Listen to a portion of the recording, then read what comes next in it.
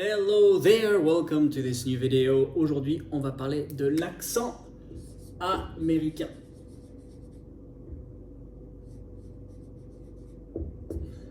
L'accent américain, l'accent des États-Unis. On va pas parler de l'accent canadien, mais bien des États-Unis.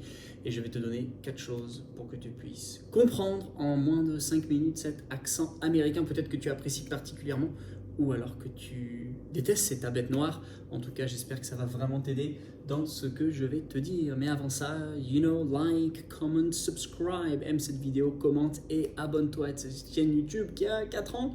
Et oui, 4 ans ce mois de mai 2022, c'est la fête.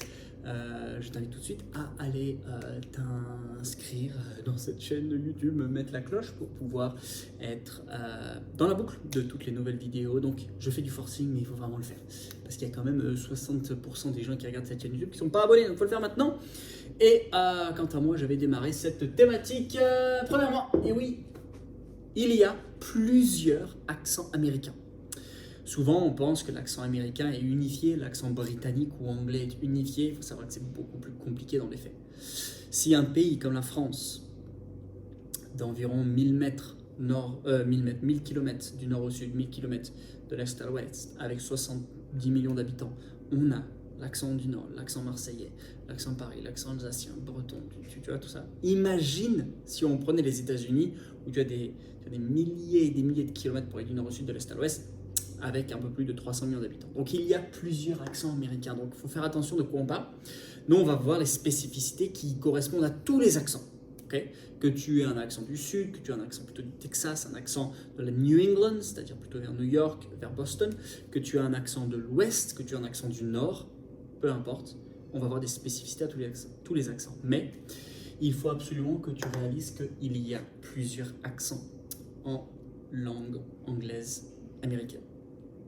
Deuxièmement, tu as ce qu'on appelle beaucoup de voyelles qui sont transformées en diphtongues. Par exemple, le A, le A est souvent A en anglais américain.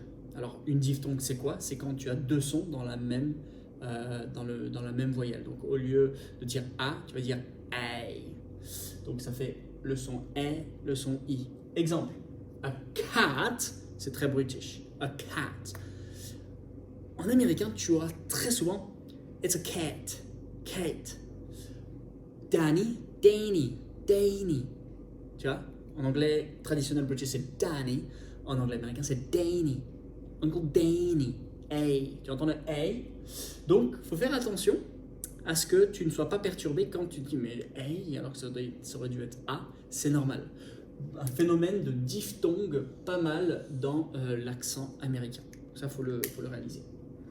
Deuxièmement, un son nasal. C'est très dans le nez quand il parle. C'est vraiment très... Alors moi, je ne sais pas très bien le faire, mais écoute, c'est vraiment dans le nez que ça se passe. Vu qu'il y a une diphtongue qui vient, ça va un peu au fond de la gorge, et en gros, il y a pas mal de sons qui passent par le nez. Donc ça peut être difficile à comprendre des fois. Mais en général, quand tu t'habitues, ça va. Exemple, quand il dit How are you doing? How are you doing? Tu vois, c'est vraiment là. C'est pas How are you doing? How are you doing today? Et c'est vraiment très nasal. Et ça peut faire bizarre au début. On croit qu'ils se moquent de nous, on croit qu'ils jouent un rôle, on croit qu'ils forcent leur accent. Ça peut être compliqué. Le son R. Le son R est prononcé à la fin des mots. Le son R, la lettre R ou le son R, parce que tu vois là, il y a la lettre R, mais si jamais je te écris ça, soar, ça finit par un E, mais en fait c'est le son R qui prime, on est d'accord. Tu le prononces. Tu le prononces alors qu'en anglais britannique, tu ne le prononces pas. Ça, en anglais britannique, c'est mother. A, c'est un son A qui termine. En anglais américain, ça va être mother. D'où ce R un peu aussi, mother, qui est presque nasal. Mother, this is my mother. Tu vois? Soar. This is soar. Donc c'est très nasal, tu l'entends. Donc le R est prononcé en fin de mot. Et ça, c'est une spécificité qui n'existe pas en anglais britannique. Parce qu'on dit sore. I'm sore. My mother. Et tu vois que c'est pas du tout le son R qui prime. Voilà. L'accent américain étant tellement divers qu'on ne peut pas s'étendre plus sur les spécificités. Comment faire pour s'habituer? C'est toujours la même chose. Écoutez, écoutez, écoutez. Pratiquer, répéter, parler.